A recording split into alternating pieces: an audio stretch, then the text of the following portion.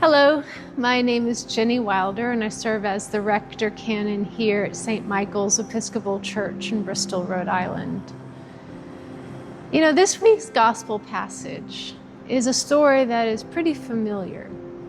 Jesus sends his disciples out in a boat, and then when the storms start to rage and the disciples are fearful, really afraid for their lives, Jesus shows up walking on the water.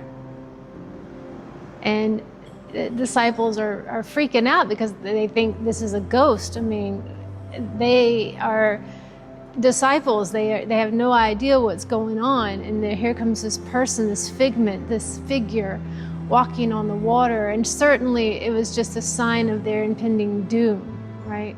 The death had come for them. But Jesus says, no, it's me, guys. It's me.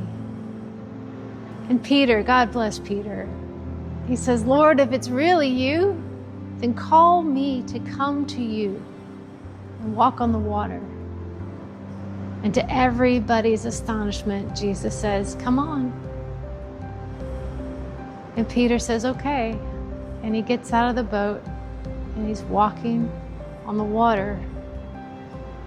And then he realizes that he's walking on the water and the raging storm is still about. And that's when he starts slipping down into the water. And he cries out, Jesus, save me.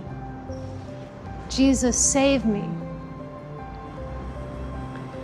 Do you know what I think about this passage? There's a lot out there about this passage. And a lot of it is kind of hokey. And a lot of it is maybe shifty type of theology, but what I feel about this passage is that sometimes, even in our best laid plans, we find ourselves overwhelmed, battered about by circumstances that are beyond our control.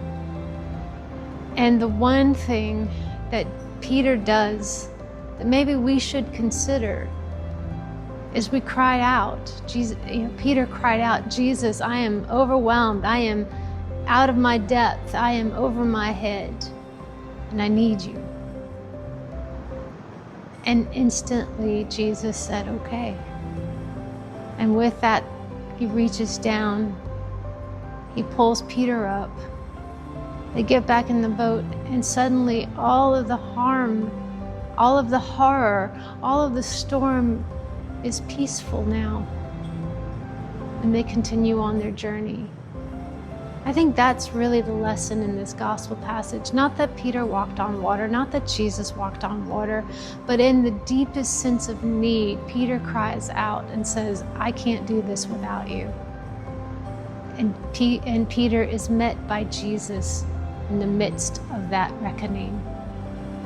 Oh, my friends, if this resonates with you, if you'd like to talk more about this, I invite you to join us either in person or online this coming Sunday at 9 a.m. for our worship service. All are welcomed, and may God bless you.